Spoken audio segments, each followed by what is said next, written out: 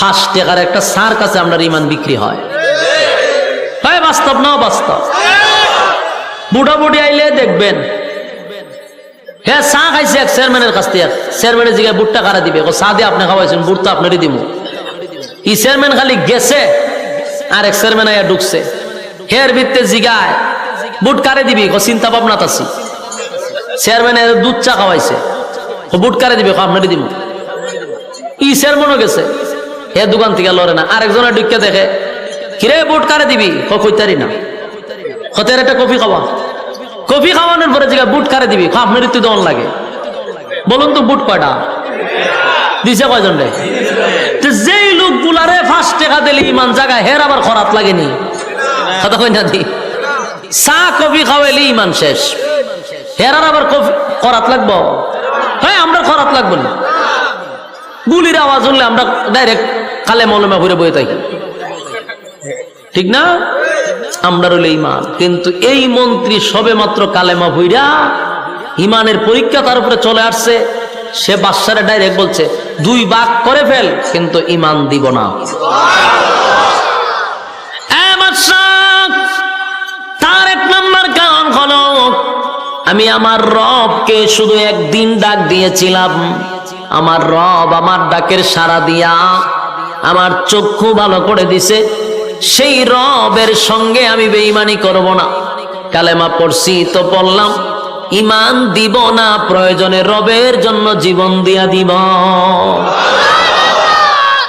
বাদশার অর্ডারে মন্ত্রীর মাথা 2 ভাগ করা হইছে, ইমান দিছে না কিন্তু জীবন দিয়া দিছে। এবার পাদ্রীকে বলে, পাদ্রী বল খোদা কারে মানুষ? বলে আমার রব আল্লাহ যার উপরে ইমান এনে মন্ত্রী মারা গেছে, আমি তার উপরে ইমান আনছি। বাদশার অর্ডারে পাদ্রীকেও 2 ভাগ করা হলো। এবার যুবকরে বলে, যুবক রে 2 জনরে তোর সামনে হত্যা করছে, তুই কারে মানুষ? যুবক কয় এই 2 জন যার জন্য জীবন দিছে আমি তারে মানি।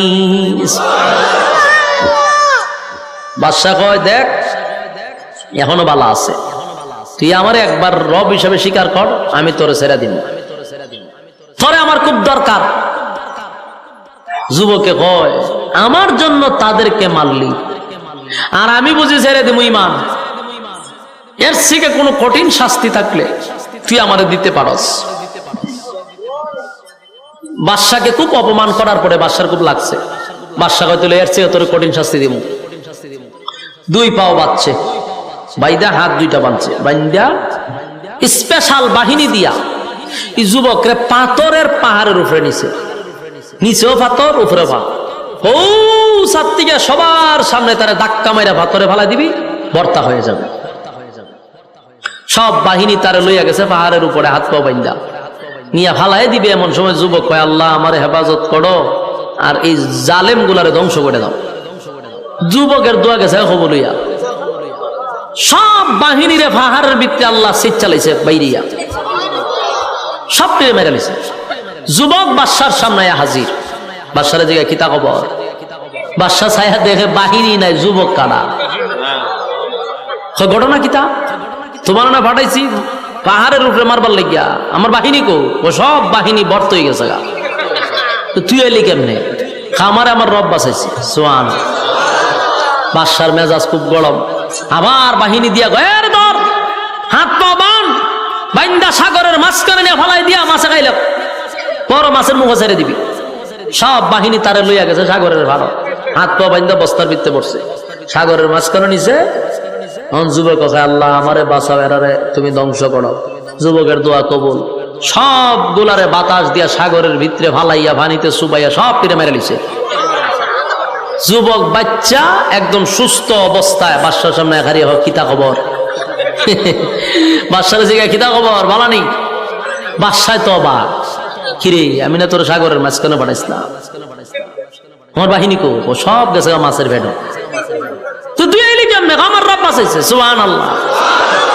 বাদশার পুরা মাথা গরম হয়ে গেছে, যত বাহিনী পাঠায় সব বাহিনী মারা যায়, হে মরে না।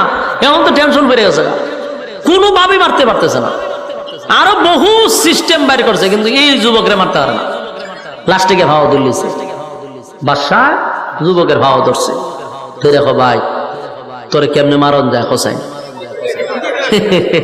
ভাও ইমান আনবার লেগে না, মারবার লেগে ভাও ধরছে। তোর দুইটা ভাও ধরি তোরে কেমনে মারন যায়। যুবকের জিগা আমার মারাটা কি তোর খুব বেশি দরকার? বলা হয় কেন? তুই গোটা দেশটারে তুই তোর খুদার পরিচয় দিবি, লাস্টে আমার কেউ খুদা মানতো না, এই যন্ত্রণা আমার ঘুমো ধরে নাইলে তোরে মারি লিতাম। বাদশা কয় তোরে আমার মারা খুব জরুরি, খুব দরকার, তোরে মারতে চাই। যুবক কয় অসুবিধা নাই, মারতে যদি তুই চাস মারতে পারবে, তবে তুই চেষ্টা করলে পারতি না। আমার সিস্টেমে যদি মারতে চাস, আমি যেইভাবে পরামর্শ দিই এই পরামর্শ শুনে যদি মারতে চাস তাহলে মারতে পারবে। বাদশা কয় তুই যেমনি হোস এমনি শুনবো, তাহলে একটা কাজ কর, তোর দেশের যত জনগণ আছে সব জনগণে এক জায়গায় জমা করবি, গড়ের মধ্যে কেউ থাকতে পারবে না। মনে করেন একটা কথা বলে, বাংলাদেশের প্রধানমন্ত্রী শেখ হাসিনা যদি বলে যে বাংলাদেশের সব মানুষ তোমরা যারা যেখানে আছো আগামীকালকে ঢাকায় আসবা, কেউ করে থাকতো না। পত্রিকায়, টিভিতে, সোশ্যাল মিডিয়াতে সব জায়গায় নিউজ হইতেছে, গ্রামে গ্রামে মনে করেন মাইকিং হয়েছে, মসজিদও মাইকিং হয়, সবাই বলতেছে আগামী এত তারিখে সবাই ঢাকা যাইতে হবে, কেউ করে থাকতে পারবো না। এত কিছু হওয়ার পরেও আপনারা কি ধারণা সবাই ঢাকা যাইব? আচ্ছা কোন চান, আমি তো কথা বলতে আপনারা বুঝুননি কথা, তুই বুঝলে কি তা খন, হ্যাঁ অথবা না তো কোন দরকার। আপনারা দি গুরুস্থানের মতো নিরাই গেছেন গা, হ্যাঁ সব যাইব নি মাঝে করবে খাই আর খাম না। তুমি কইছ আর আমরা যাওয়ান গা লাগবো, মাঝে খাম খাজ আছে না। কেউ কয়েকজন যাইতে পারে, কেনা যাইব যারা তেল মারুন এরা যাইব, ঠিক না? তেল মারুন এরা যাইব, বাকি এরা করবে আমরা খাম আছে আমরা যাওয়ান যেত না। কিন্তু সরকার যদি এই আইন করে বলে আগামীকালকে ঢাকা আসতেই হবে, যারে গড় পাওয়া হবে তারে ক্রস ফায়ার করে মারা হবে, এই অর্ডার যদি চালু হয় কিতাব ওজন কেউ গড় থাকবো? গাড়ি না ফেলে আটটা যাওয়া শুরু করবো, আটটা না যেতে ওই নদীর মাঝখান দিয়ে সাঁতরাইয়া যাইব, কারণ যদি ভাই তাহলে ক্রস ফায়ার করবো। একটা বাঙালি গড় থাকবো না আমার কন্যা দি, দেশের একটা মানুষ গড় থাকতো না, বাচ্চা কাচ্চা লইয়া কান্দ লইয়া দৌড় শুরু করবো, যে হায় তাড়াতাড়ি মাইরা লইব, মরণ ডে ডরায় সবাই। ওই জালেম শাসক এই আইন জারি করছে, যারে গড়ে ভামো তারে মারণ, সবাই একটা নাইবি। তো মানুষও সব লইয়া এক জায়গাতে জমা হয়েছে, সবাই এক জায়গায় আসছে। এবার যুবকটারে একটা স্টেজের উপরে বাইন্দা রাখছে, হাত পাও বাইন্দা রাখছে। এখন যুবকে কয় শোন সবাই আসছে বলে, হ দেশের একজনও বাদ নাই, তাহলে আমি একটা মন্ত্র শিখাবো, এই মন্ত্র তুই বলবি আর আমারে তীর মারবি, আমি জাগাতি মারা যাব, তবে মন্ত্রটা সবার কানে কানে পৌঁছতে হবে, যদি একজন না শুনে আমি মরবো না। বাদশা কই সব বনাস, যে ভাবি হোক মানুষের কানে এটা পৌঁছাইতে হইব। তখন তো মাইক ছিল না, যে ভাবি হোক কানে পৌঁছাইতে হইব। তো যুবকে বলছে মন্ত্র শুরু করলাম, বিসমিল্লাহি রাব্বিল গোলাম, বিসমিল্লাহি রাব্বিল গোলাম, এই কথা বইলা তীর মারবি আমি মারা যাব। বাদশাহ বিসমিল্লাহ রাব্বিল গোলাম এমন ভাবে কইছে প্রত্যেকের কানে গিয়ে ফুটছে, বাস তীর মারছে, যুবক স্টেজে মারা গেছে। সুবহানাল্লাহ। শেষ না? শেষ। কিন্তু ঘটনা তো অন্যদিকে মোড় দিছে, ঘটনা অন্যদিকে মোড় দিছে। মাইরা লাইছেন তো, হে বাদশাহ মনে হচ্ছে যে শেষ, সব দামা চাপা দালাইছি, সব শেষ, আমার শত্রু শেষ, আমি এখন এককভাবে রাজত্ব করব, এটাই তো বাদশা চাইছিল। কিন্তু এই আশা বাদশার পূরণ হয়েছে না। মায়েরা সারছে, দেশের জনগণ হয় ঘটনা কিতা, বাদশা যে খুদা দাবি করে, এই খুদায়ে একটা যুবকরে মারতে পারলো না, কত চেষ্টা করলো, পানিতে ফালাইলো মরল না, পাহাড়ের উপরে নিল মরল না, শুলিতে ঝুলাইলো মরল না, পাথর মারলো মরল না, কত চেষ্টা করলো যুবক রে মারতে পারলো না। কিন্তু যুবকে মুখ দিয়ে একটা শব্দ বলার সাথে সাথে মারা গেল। ঘটনাটা আমাদের বোঝা দরকার। সুবহানাল্লাহ।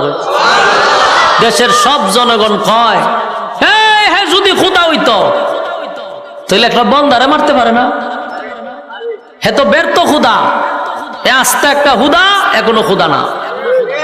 যুবক মরার সময় আমাদেরকে একটা মেসেজ দিয়া গেছে, বিসমিল্লাহি রাব্বিল গোলাম, সেই রবের পরিচয় দিয়া গেছে যেই রবের নাম নিয়ে সে দুনিয়ার থেকে বিদায় হইছে, যেই রবের নাম নিয়ে সে বারবার বেঁচে গেছে, যেই রবের নাম দিয়ে আমাদের চক্ষু ভালো করে দিয়েছে, যেই রবের নাম নিয়ে সে কুষ্ঠরোগ ভালো করে দিয়েছে, সেই রবের মেসেজ আমরা দিয়া গেছে। উপস্থিত 20,000 মানুষ কালেমা ভরে ঈমান আনছে। একটা জবান বন্ধ রাখবেন, আল্লাহু আকবার। আরো জোরে বলেন আল্লাহু আকবার, আরো জোরে বলেন আল্লাহু আকবার। 20,000 মানুষ কালেমা ভরে ঈমান আনছে। মারছে কয়জন? এই অতকান বুঝি তুইও আজনছে একজন মারছে, তুই একজন হলেন কে রে? হারা রাত বলে ইউসুফ আর জুলেহার ওয়াজ করছে, সহালে হুজুর রেগে জিগে হুজুর জুলেহা বেটা না বেডি, তারপরে তুই এই ওয়াজ শুনতেছেন। মারলো কয়জন? 3 জন মারছে, একজন না। 3 জন মারার পরে কালেমা পড়লো কয়জন? 3 জনকে কোন অপরাধে মারছিল? কালেমা পড়ার অপরাধে মারছিল। যেই অপরাধে 3 জনকে মারলো, এই অপরাধে আবার দেখা যায় 20,000 মানুষ কালেমা পড়ছে। অহন বাদশার মাথাটা কেমন হিট হইছে কিতা বুঝো? সেখানে বেচারা 3 জনকে সহ্য করতে পারছে না, আর এখন পুরা দেশের সব জনগণ কালেমা পড়ে লিছে। এই বাদশার অবস্থা এখন কি হবে? কিন্তু আবারও বলছি, বাদশা হলো জালেম বাদশা। বাদশা হলো এই জালেম বাদশা, তো নামই জালেম বাদশা। 20,000 মানুষ কালেমা পড়ছে, এটা সে বরদাস্ত করতে পারে না, এটা সহ্য করতে পারতেছে না, কোনোভাবেই মেনে নিতে পারতেছে না। এবার সে সিদ্ধান্ত নিছে 20,000 মানুষ মেনে নেব। চিন্তা করেন এর কি পরিমাণ কুত্তায় কামড়াইছে, হ্যাঁ?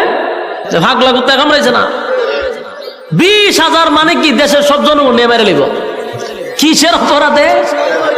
এক আল্লাহ মানার অপরাধে হে এখন দেশের জনগণই মেরে নিব, মানে জনগণ মাইরা একলা রাজত্ব করবো খালি মাটাও। কি পরিমাণ ভাগ হলে এরকম কাজ করতে পারে? সে কত বড় জালেম শাসক, দেশের জনগণ সব মেনে নিত, সিদ্ধান্ত নিছে। বাহিনীদেরকে বললো এক কাজ কর, সব টিরে মেরলাম আমি। বাহিনী কি তা কর, দেশ চালাবেন গাড়ি দিয়া, বলে যে চালনা করো সব মেরলাম আমি। আমার খোদা মানে না, তো সব যখন কালেমা পড়তো সব টিরে মেরলাম। তখন বাদশা তো জিগাইতে, স্যার কি করতেইব? মারার জন্য বিশাল একটা এরিয়া নিয়ে গর্ত খনন করো। কি গর্ত?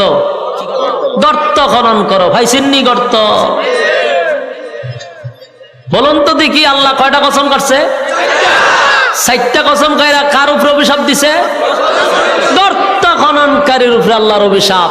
এতক্ষণে ভাই সিন্নি গর্ত করতে গেছে, এই জালেম শাসক গর্ত খনন করছে। আল্লাহ এই গর্তের কথাই কুতিলা আসহাবুল উখদুদ, আল্লাহ সেই গর্তের কথাই বলছে। সুবহান পাইছে?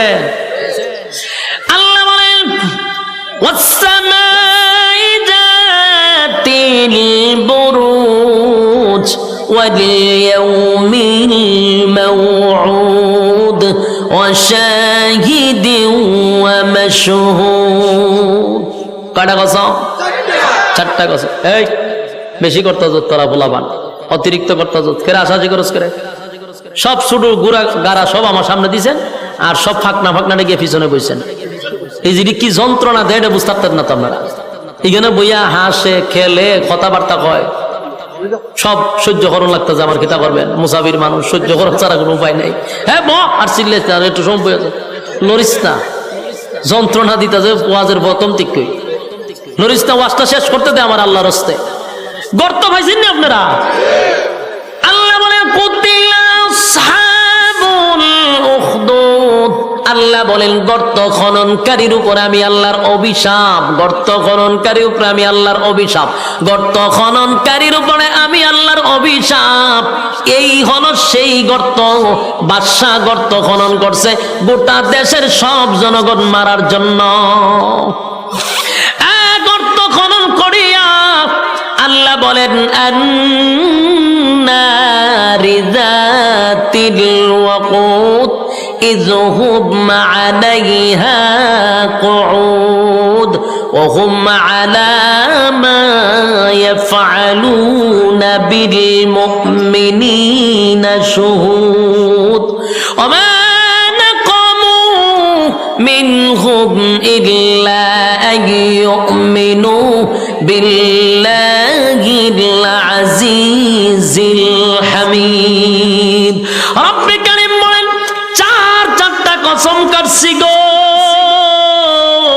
জালেম বাদশার আল্লাহ বলেন গর্ত খননকারীর উপর আমি আল্লাহর অভিশাপ জালেম শাসকের উপর অভিশাপ গর্ত যে খনন করছে তার উপর অভিশাপ আন্নারি জাতিল ওয়াকুদ দাউ দাউ করে আগুন জ্বলছিল ইযহুম আলাইহা কুউদ তারা সব দেখছিল ওহুম আলা মা ইয়াফআলুনা বিল মুমিনিনা শুহুদ মুমিনদের সাথে যা কিছু ঘটেছিল সব তারা দেখেছিল দাউ দাউ করে কিসের আগুন কি দেখেছিল কি হয়েছিল সবগুলা বিস্তারিত পাবেন আল্লাহ বলেন এই জালেম শাসক তখন বিশাল একটা গর্ত খনন করছে গর্ত খনন করিয়া গর্তের ভিতরে আগুন দড়ায়া দিছে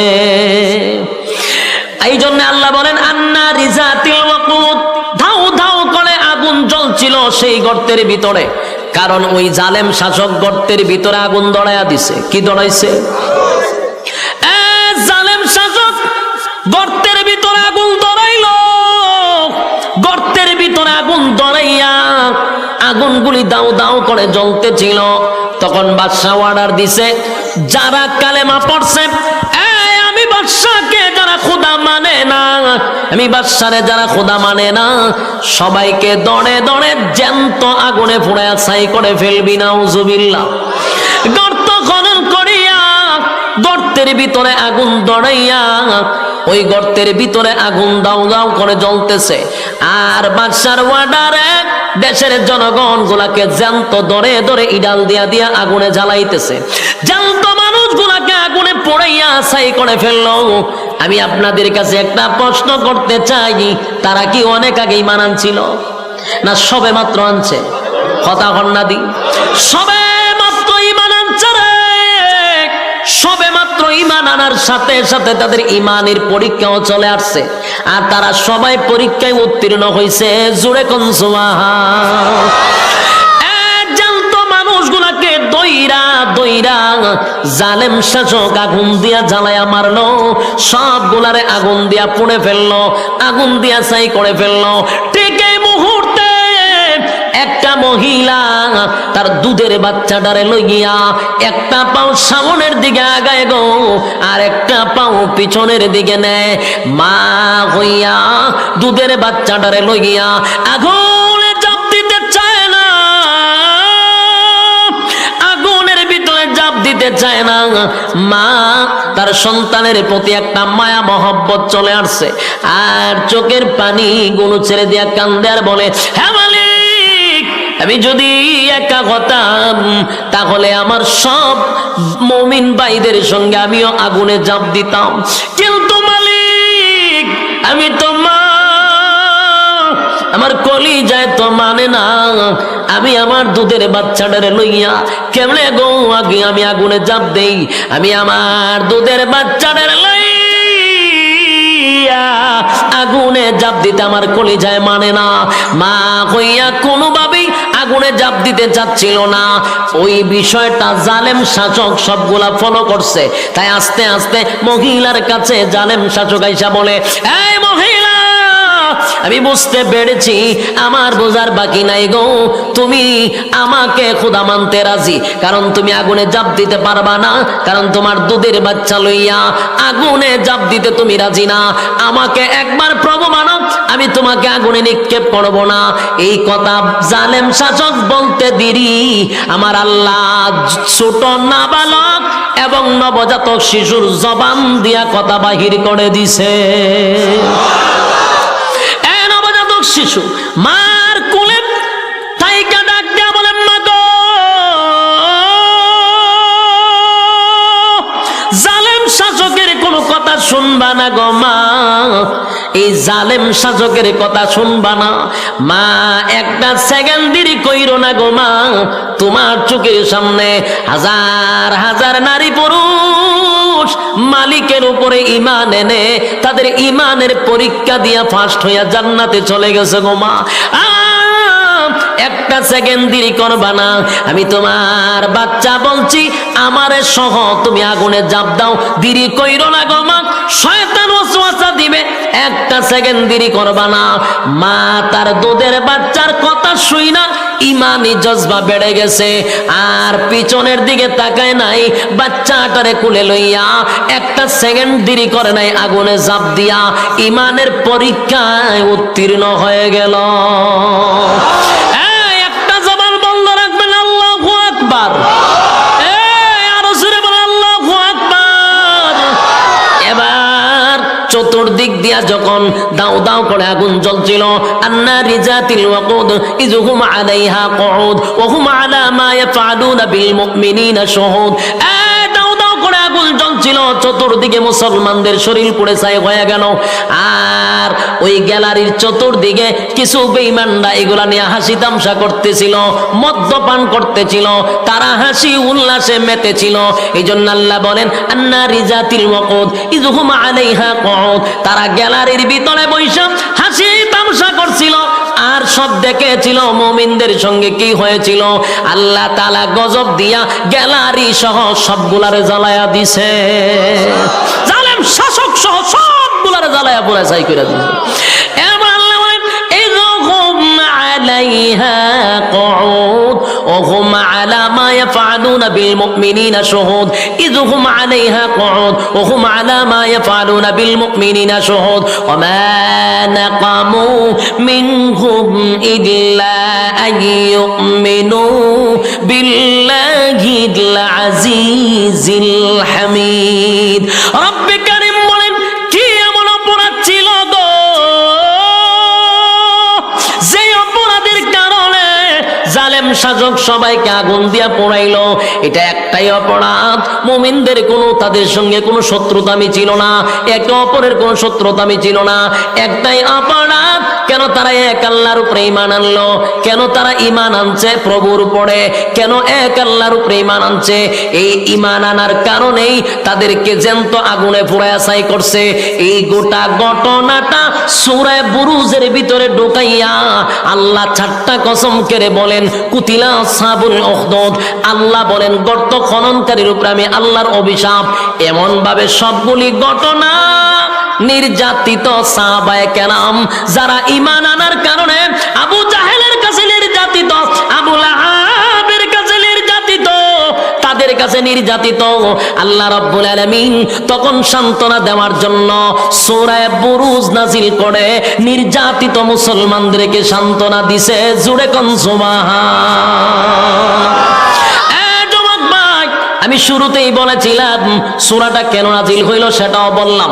এবার আসুন, যেই কথাটা দিয়ে আল্লাহ নাজিল করছিল তখন আবু জাহেলের নেতৃত্বে, আবু লাহাবের নেতৃত্বে, উতবা সাহেবের নেতৃত্বে মক্কা নগরীতে যারা কালেমা পড়ছিল সবার উপরে কিন্তু নির্যাতনের স্টিম রোলার চাপানো হয়েছিল। আর আল্লাহ সেই নির্যাতিত মুসলমানদেরকে সান্ত্বনা দেওয়ার জন্যই ওই 90 বছর আগের ঘটনা শোনাইয়া সাহাবায়ে কেরামদেরকে আল্লাহ বুঝাইল, শুধু তোমরা নির্যাতিত না, তোমাদের আগে তারাও কালেমা পড়ে ঈমানের পরীক্ষায় ফার্স্ট ডিভিশনে পাস, তোমাদেরকে পাস করতে হবে। জোরে কোন ঠিক কি না? এই জন্য সূরা বুরুজ নাজিল করে সান্ত্বনা দিছে সব সাহাবায়ে কেরামরা। সূরা বুরুজ নাজিল হওয়ার পরে তারা তৃপ্তি পাইছে যে হ্যাঁ আমরা ঈমানি পরীক্ষায় ফার্স্ট ডিভিশনে পাস করব। সুবহান। বলুন আমরা ঈমানি পরীক্ষা দিতে পারবো তো ইনশাআল্লাহ? দুইটা হাত তুলে দেখায়া দেই, লিল্লাহে তাকবীর, লিল্লাহে তাকবীর। আতলামায় হাত তুলে রাখেন কতক্ষণ সময়। বলুন এতক্ষণ যা শুনছি আমাদের উপরে যদি মুসিবত আসে, আমাদের উপরে যদি ঈমানি পরীক্ষা আসে, ঈমানি পরীক্ষা দেওয়ার জন্য তৈরি আছেন তো ইনশাআল্লাহ? রাজি আছেন তো ইনশাআল্লাহ? আচ্ছা হাত তুলে রাখেন, সবাই পারবেন? একের অন্তর থেকে কইছেন নি? মন থেকে কইছেন? পরীক্ষা হইতো নি? শিওর? তাহলে বিসমিল্লাহ কইয়া ফকট আট ঢুকাই দেন, বিড়ি মেজবাদে সব বাইর করেন যা আছে। যান রুমাল লিয়ে যান, রুমাল লিয়ে, কেউ খালি হাতে যাবেন না। শেষ ভালো যার সব ভালো তার, কিছু দিয়া মোনাজাতে শরীক হইলে দোয়া কবুল হয়। একজনে খালি হাতে যাবেন না, আপনার রুমাল লিয়ে বাইরে না করে তাড়াতাড়ি। এখন টাকা বাইর করছে হতেন করে আবার চলাতেও পারে। এলে দেরি করতে নাই, জলদি করেন। কেউ খালি হাতে যাবেন, এইদিকে কয়েকজন ঢুকেন, ওই দিকে কয়েকজন বাহির হন, মাশাআল্লাহ। কেউ খালি হাতে যাবেন না। মাদ্রাসার হালত আপনারা দেখছেন, খুব নাজাহাল অবস্থা। মাদ্রাসা চালাইতে যে কি কষ্ট, এটা আমি এখন হাত দিয়ে বুঝছি।